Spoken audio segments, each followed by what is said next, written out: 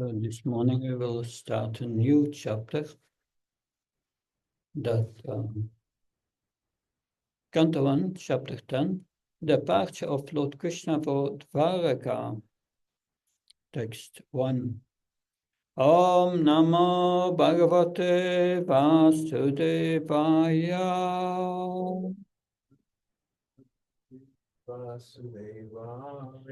Om Namo Bhagavate Vasudevaya.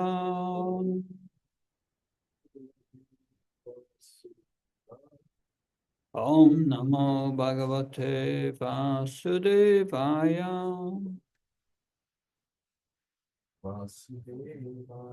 Narayanam Namaskrityam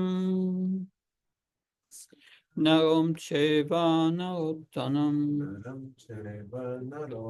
Devim Sarvatim Vyasam Tato Jamudirayat Nastabhisya Bhatresu Nityam Bhagavata Sevaya Bhagavati Utamasloke Bhakti Bhavtanaistiki.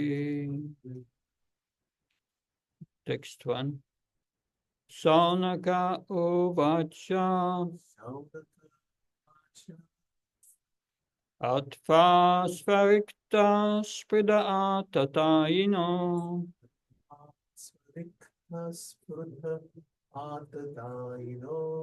Yudhishthiro Dharma Britam Varishta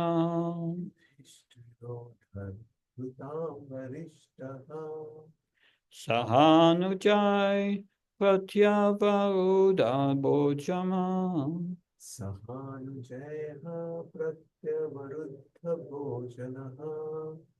Katham Pavritta Kimakara Shittata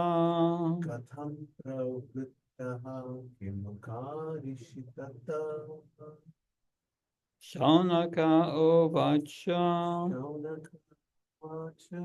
Atva Svarikta Sprida Atataino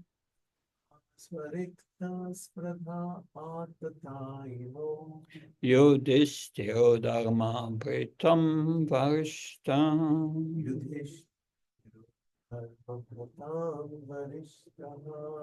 Sahanujai Pratyavaruda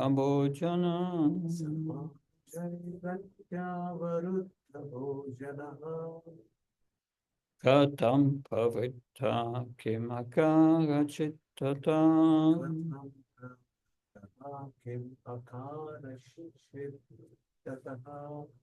Saunaka Uvacha Atva Svarikta Sprida Atataino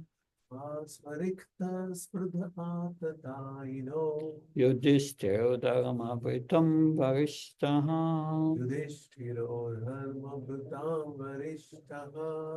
Sahanujai Pratyavaruda Bhojana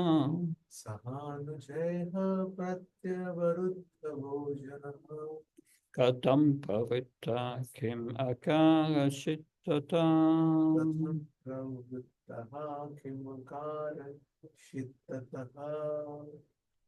Please. Saunaka Uvacha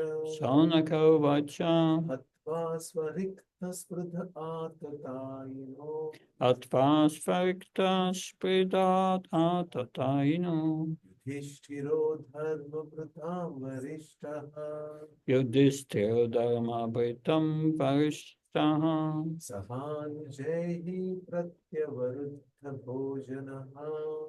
Sahanujai Pratyavaruda Bhojana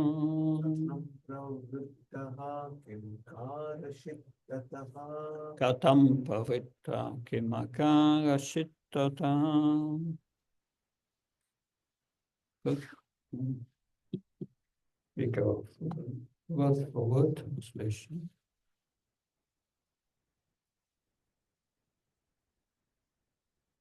Saunaka Uvacha Astonaka inquired, Atva, after killing, Svarikta, the legal inheritance, Spridaha, desiring to usurp, Atatainam, the aggressor, Yudhishthira, King Yudhishthira, Dharmabritam, of those who strictly follow religious principles. Varishta, greatest.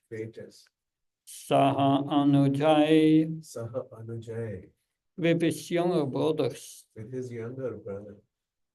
Pratyavaruda, restricted.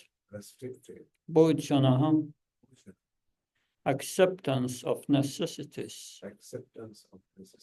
Katam, how. Pravritaha, engaged. Kim, what. Akarashit, executed. Tataha, thereafter. Translation and purport by A.C. Bhaktivedanta Swami Srila Prabhupada Ki. Sanaka Muni asked, after killing his enemies who desired to usurp his rightful inheritance, how did the greatest of all religious men, Maharaj Yudhishthira, assisted by his brothers, rule his subjects? Surely he could not freely enjoy his kingdom with unrestricted consciousness. Purport. Maharaj Yudhishthira was the greatest of all men of religion. Thus, he was not at all inclined to fight with his cousins for the sake of enjoying the kingdom. He fought for the right cause because the kingdom of Hastinapur was his rightful inheritance, and his cousins wanted to usurp it for themselves. He fought, therefore, for the right cause under the guidance of Lord Sri Krishna, but he could not enjoy the results of his victory because his cousins were all killed in the fight. He therefore ruled over the kingdom as a matter of duty, assisted by his younger brothers. The inquiry was important for Saunaka Rishi, who wanted to know about the behavior of Maharaj Yudhishthira when he was at ease to enjoy the kingdom. Read the verse once again. Saunaka uvacha atva svarikta sprita atataino Yudhishthiro dharma britam varishtaha sahanuchai pratyavaruda bhojanaha katam pravita kimakarashit tata. Translation. Sanaka Muni asked, after killing his enemies who desired to usurp his rightful inheritance, how did the greatest of all religious men, Maharaj Yudhishthira, assisted by his brothers, rule his subjects? Surely he could not freely enjoy his kingdom with unrestricted consciousness.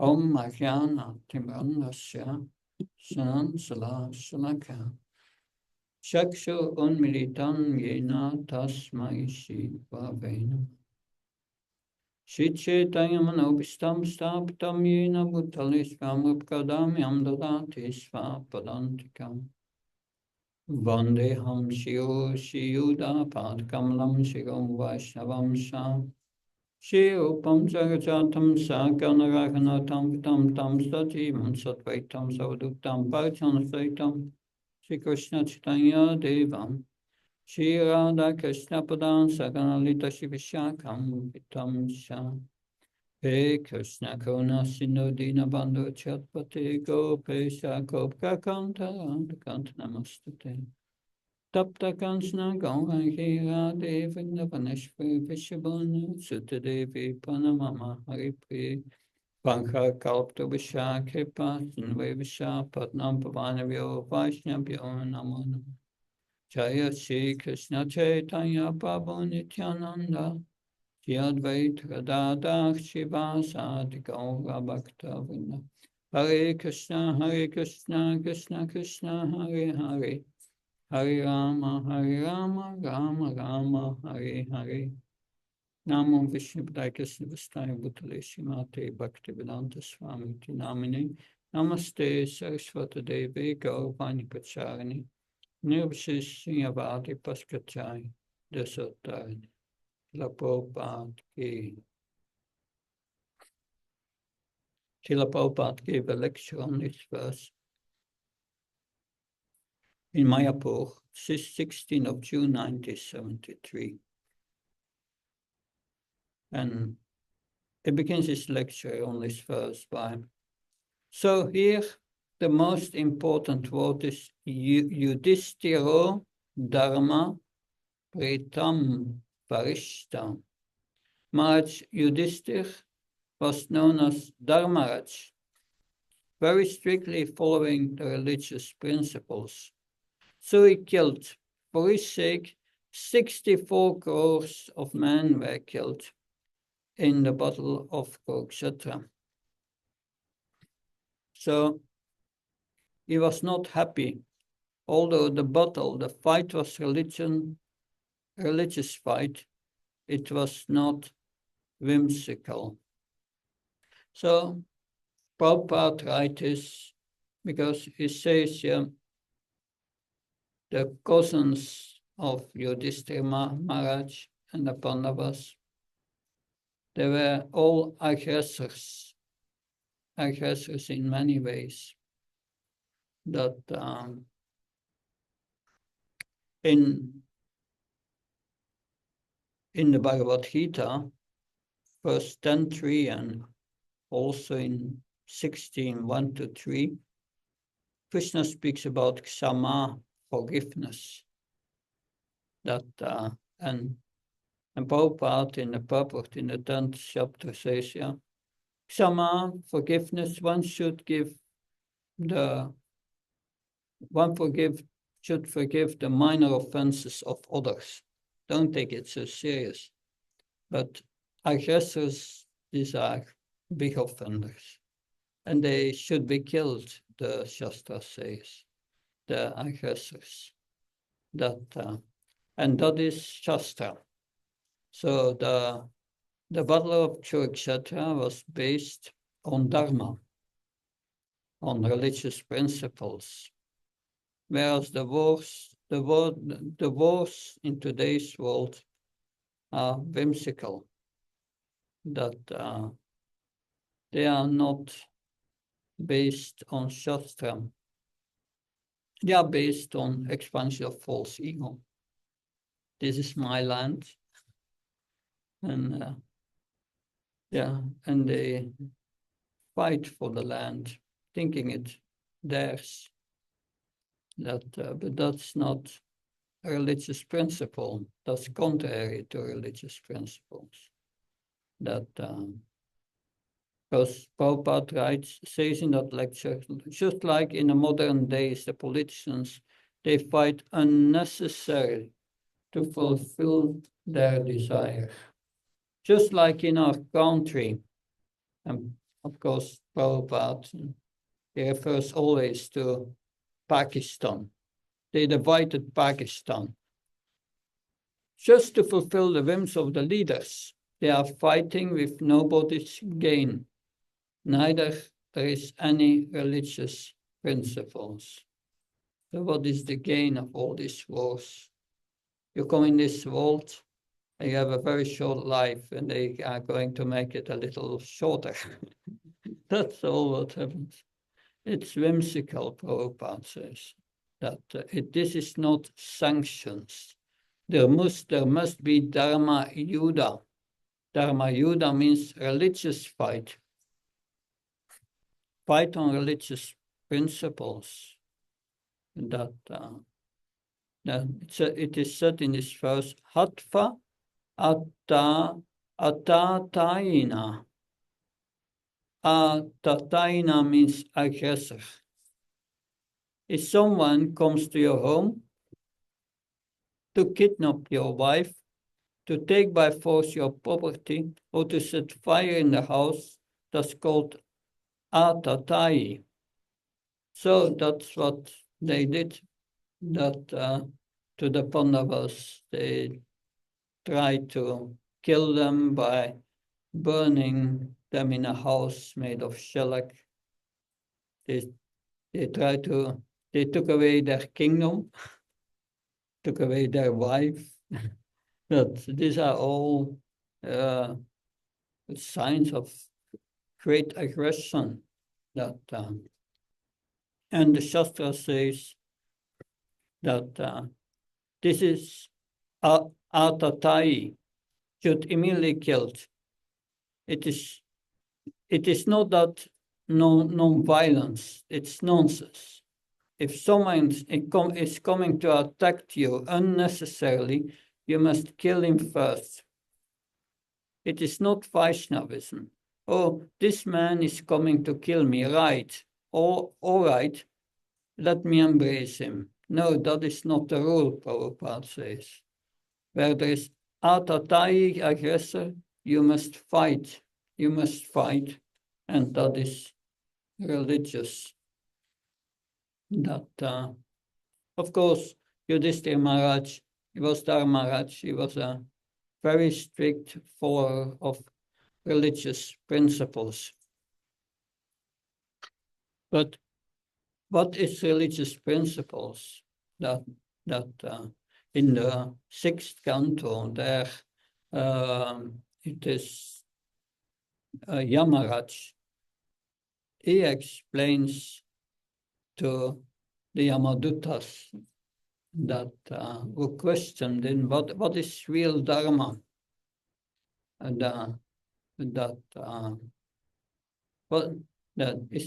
the answer is Dharmam tu saksa paravat praninam.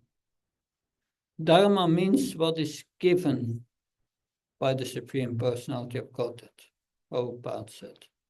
You cannot manufacture Dharma, just like nowadays so many Dharmas have been manufactured. But they are not Dharma. Dharma means the order which is given by the Lord. That is Dharma. Just like Krishna said, Sarvadharma Peshika, Mamikam Saramvaja. We give up all these other dharmas, Krishna says. Just surrender unto me. So we have manufactured so many dharmas. Hindu dharma, Muslim dharma, Christian dharma, Parsi dharma, Buddha dharma, this dharma, that dharma. They are not dharma. They are mental concoction. Mental concoction, Prabhupada says. Otherwise, there will be contradiction. For example, if the Hindus think cow killing is adharma, and the Muslims think that cow killing is their dharma. So, which is correct? Whether cow killing is adharma or dharma. So, these are mental concoctions that's mental concocted. Yeah, real dharma is the order of the Supreme Lord. That is dharma. Sarva dharmam parichika mamikam saranam vracha. Give up all other manufactured dharma. That is real dharma. Also in the beginning of the Bhagavatam, in the second verse, kaitava dharma is rejected. That so all this manufactured dharma, real dharma is saranam vracha. Just become surrendered unto me, and that is the law. That dharmam tu saksha pranit paravat pranitam. That like Maharaj Yudhishthira was during the Battle of Kurukshetra, Krishna wanted to that Yudhishthira Maharaj would tell a lie to Dronacharya. And he told him, you should tell him that Ashvatthama, his son, died. And Yudhishthira Maharaj was thinking, but I'm Dharmaraj, I've never said a lie in my life. How can I do that? So he was hesitating for a moment. But because he was always following Dharma, his chariot was hovering above the ground. But from the moment he decided not to tell a lie, although Krishna asked him, his chariot fell on the ground. But finally, he did what Krishna wanted. He called out to Dronacharya, Ashwadam! And then very silently said, the elephant is dead. Because an Ashwadam, an elephant, died, so he didn't want still to tell a lie. But the purpose was that Krishna wanted him to tell that to Dronacharya because Ashvatthama was very dear to him. And by that, he would become discouraged and lose for a few moments his attention on the battle, and then he could be killed. So yes, this is Dharma to Saksa Bhagavad Pranitam. Srila Prabhupada says. So the order given by Krishna, that is Dharma. This Krishna conscious movement is a Dharma. Srila Prabhupada many times says it's in the introduction of the Bhagavad Gita. This Hare Krishna movement is operating on the basis of the authority of Bhagavad Gita. He says that so that is the order of the Supreme Lord. And also, Prabhupada said we are preaching according to the same principle. And that's confirmed by Chaitanya Mahaprabhu. Chaitanya Mahaprabhu said, Amara Akhyana Go Hana Tare Edesh Jare Deka Tare Kai Krishna Upadesh. So Lord Chaitanya is Krishna himself. Lord Chaitanya is Nama Mahavadanya Krishna Prema Padayate Krishna Chaitanya Nama Gaut Vishenama. So the only difference between Krishna and himself, the only difference is that Krishna, as the Supreme Personality of Godhead, directly orders. You give up all nonsense. Simply surrender unto me. So that is Krishna. Because he's the Supreme Personality of Godhead, he gives the order directly. But the same Krishna, because people misunderstood him, even big scholars, Prabhupada says, it is too much that Krishna is ordering like that. But they are rascals. They do not know that they cannot understand what is Krishna. Therefore, because people misunderstood him, Krishna came as a devotee to teach how to surrender to Krishna perfectly. Krishna came that just like sometimes Prabhupada says, my servant gives me massage, that I say I teach him by how to do this head massage. Do like this. So I'm not his servant, but I'm teaching him. Similarly, Chaitanya Mahaprabhu is Krishna himself, but is teaching perfectly how to approach Krishna and how to serve him. The same principle, Krishna said, you surrender unto me. And Chaitanya Mahaprabhu says, you surrender to Krishna. So on principle, there is no change. On principle, there is no change, Prabhupada said. So Yudhishthira Maharaj, Dharma Pritam Varishtaha, of all the followers of religious principles, is the foremost Varishta. So Yudhishthira Maharaj was always following Dharma and the duties of a Kshatriya. Like when he was challenged, he had to respond. When he was challenged to gambling, for gambling, he had to gamble. It was his duty. He could not say no, because it's a duty of a Kshatriya when you are challenged to respond. So he followed always these principles of Dharma. Of course, the principles of Dharma are very difficult to understand because they are conflicting many times. The Dharma of a king and the Dharma of a householder conflicts in many ways and many times. So it's very difficult. So it's very difficult to understand real Dharma. The real Dharma, it's explained, is only understood by the Mahajans.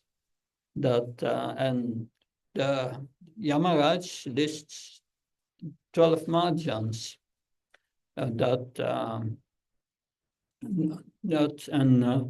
and so yes, therefore we have to learn how to understand and apply the religious principles by following in the footsteps of the Mahajans. And but Yudhishthira Maharaj always followed these principles. And I was thinking, they want to put me on the throne, and so many have given their lives, not only his cousin brothers, all the soldiers. And because at that time, 5,000 years ago, these kings or the emperors of Hastinapur, they were ruling the world, Prabhupada writes. This planet was called Bharatvarsha, the whole planet. No, not this what's called today Bharat or India. This is a small tract of land, but it was the entire planet they were ruling. Because since the reign of Maharaj Bharat, this planet is called Bharatvarsha. So that Bharatvarsha was the entire world, not just India. So the Pandavas or the Kurus, they were the rulers of the world. As such, there was a fight between the two sections of cousin brothers from all parts of the world. Somebody joined this side, someone joined that side, and many disappeared. Nobody knows about their whereabouts, so actually, Yudhishthira Maharaj, Dharma Britam Varishta, he was so great stalwart, foremost follower of the religious principles. So he was very, very sorry that for my sake, so many soldiers, so many people let down their lives. So it is in the Shastra, when you are committing some necessary sinful activities to counteract it. To counteract these sinful activities, one can fast. Fasting is recommended. Therefore, Yudhishthira Maharaj was observing fasting, taking little necessities.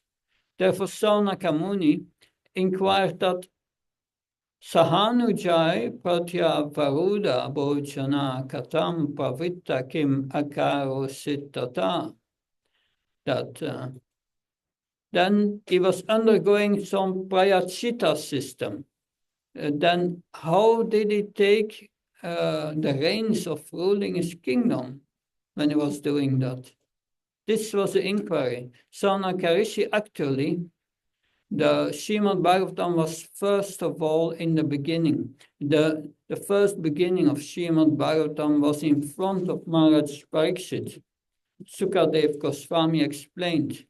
And Sutta Goswami was in that meeting. So he learned the explanation of Bhagavatam from the reciters of the Bhagavatam. So you have always these different levels in the Bhagavatam. So yes, that is called parampara. Now, generally, the professional reciters of the Bhagavatam, they do not follow the parampara system. They make a business, just like we are reading the Bhagavatam, we are discussing about the warfares.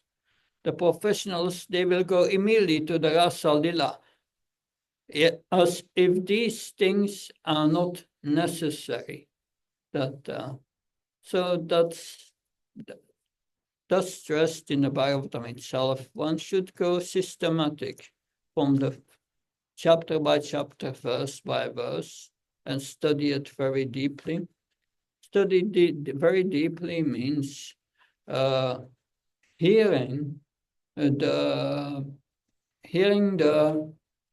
or understanding the spiritual techniques, understanding the spiritual techniques, and then how to apply this in our lives and apply them in our lives. And that's the way of studying the Bhagavatam. Gradually, we apply all this and we understand these principles, we apply these principles and we become purified. And when our heart is purified from lust, then we can understand divine love and we become eligible to begin to understand divine love. And then we can go to the 10th canto. That is the purpose. That at the end of the 2nd canto, Srila Prabhupada writes, if at the end, if you are not yet free from gross sinful activities, go back to the beginning of the 1st canto and read it again, study it again, but don't go to the 3rd canto. That's interesting. When you are spiritually, when should we do this? When you are spiritually studying? No, I said that if you are not free from gross sinful activities, when you have read the 1st and 2nd canto, then Prabhupada writers, you should go back to the beginning of the 1st canto, not continuing to the 3rd canto. So that is a progression. And we see that in the Bhagavatam. First, we hear in the 2nd, 3rd, and so even in the 4th canto about the creation. Then we can understand how everything is how Krishna is present in his creation. That there is nothing than Krishna in this world, factually. Yes. And then we hear the teachings of Kapila Dev in the 3rd canto. We learn about devotional service. And in the 5th canto, the basic principles are in the teachings of King Rishabhadeva are very clearly repeated. And also the structure of the universe and lower planetary systems, higher planetary systems, what's going on there.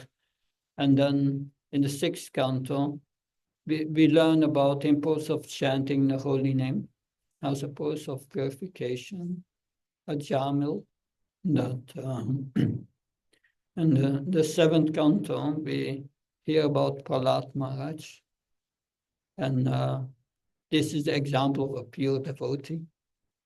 And in the 8th canto, we learn how to become a pure devotee, surrender, Bali Maharaj. And then in the 9th canto, we hear about great devotees like Rantidev, and we hear the pastimes of Lord Ramachandra and all the dynasties. And then we are ready to hear about Krishna. So it's a gradual, but these professional reciters, they go immediately to the 10th canto and speak to an unqualified public. And by that, they make offenses because they cannot understand Krishna's position, nor can they understand the position of the Vrajavasis. So they cannot understand. Prabhupada says that it's not understandable for fools and rascals. And Krishna says that in Bhagavad Gita, in the 7th canto, in the 7th chapter, verse 3, Manusyam sasreshu kashityata siddhi yat tamapi siddhanam kashimam vetitatvatah. That there's out of many of millions of people, Krishna says, that only only a few attain perfection, and from those who attain perfection, maybe one knows me. That is what Srila Prabhupada points out, that a devotee is very rare, a devotee who can understand Krishna and his pastimes. So to go back home to Godhead is the highest perfection of life. But nobody knows what does Godhead mean. Nobody knows how to go back to him. So to understand Krishna and to become a devotee of Krishna, it's not a very easy thing, Prabhupada says.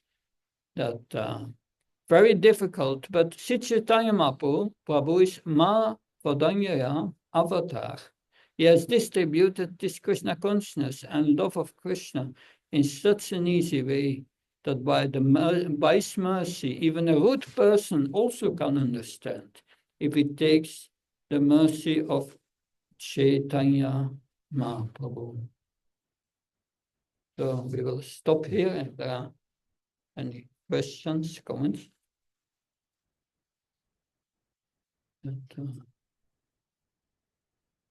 Thank you Good. very much, Maharaj. So one question about religious principles or duties. Yeah, the religious principles of duties. Yeah, Yes. okay. So here what we see that Yudhishthira Maharaj could have avoided the war, because if he decides, oh, it's okay, it is okay even if I don't get a kingdom. He could have done that, but still Krishna insisted him to go for war because that was not correct, that somebody else was taking his kingdom. So many times in our life also we think keeping a status quo is better, but then looks like the scripture says, no, what is right, that you should aggressively do it. Is that correct understanding? Well, Maharaj Yudhishthira, we discussed, is Dharmaraj, follows Dharma. The Dharma of a Kshatriya is to protect others. And they were aggressors.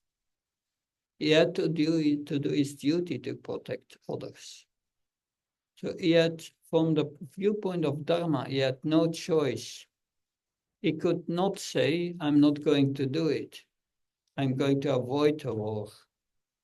No, it was his duty to punish them, whatever he could not avoid. And that is the Dharma of a Kshatriya. He could not just say, I'm not going to do it. And a second point is that it was Krishna's will. And that's the highest principle in Dharma. Krishna gives the Vedas, but whatever direct instruction Krishna gives is as good as the Vedas. So he had to follow Krishna's instructions. That's the second point. So in that way, he could not have avoided the battle. I fear Bhakti Kali is raising her hand. Please ask your question. Hi, Krishna Maharaj. Thank you so much for the class. And apologies for not being in person. I'm not feeling well. But I'm also curious about this because in the beginning, you were mentioning Srila Prabhupada was saying that it's kind of like we have to take this like aggressive stance. Like we don't take, if someone is coming, he mentions to kidnap or to kill, though in that situation, of course, but my understanding, like the situation with Draupadi was not that she was forcibly kidnapped. It was like they kind of won her in a match. And then, but I also understand that in the Mahabharata, Krishna went with a peace, like he went with a peace mission. Like he tried to not have this war, right? Is that correct? And then because they refused the peace, he had to go and then do the war. But I think Krishna always starts trying to do things peacefully. Is that correct? Yes, and Krishna, he wanted to avoid the battle. And he went with a peace proposal. But of course, Krishna knows past, present, and future. He knew it wouldn't work, but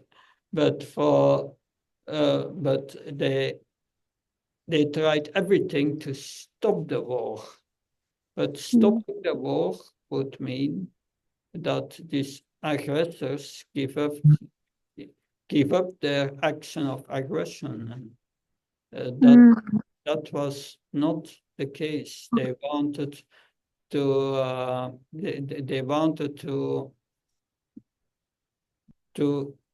avoid that the Pandavas would get their heritage.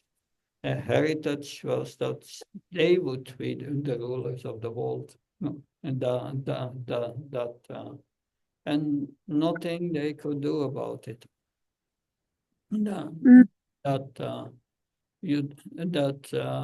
Because Duryodhan, it is a partial representation of Kali, evil personified. And so Krishna knew it would not work, but he showed, I've done my best to avoid it. And it is also a lesson for us. We should try to avoid a battle by settling things in a peaceful way, if possible. But when it's not possible, but according to Dharma, they had to be killed. That is the laws of Dharma. They are aggressors. 6 types of aggressors should be killed. And therefore Prabhupada says many times that because you have the capital punishment, that means that someone is hanged or whatever. That's been abolished in many countries, but Prabhupada said no, according to Dharma, that should be maintained.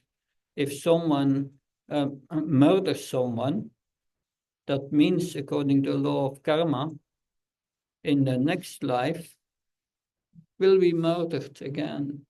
That one will be murdered by someone else in the next life. But if they get capital punishment, then they are released of that. That in the next life they are free. And that's the principle behind it. That, of course, that goes beyond the mundane politics that involves the law of karma and so on. That I hope that clarifies. Hare Krishna. Hare Krishna, yes, thank you so much. That was a nice explanation. Thank you. Hare Krishna. Krishna.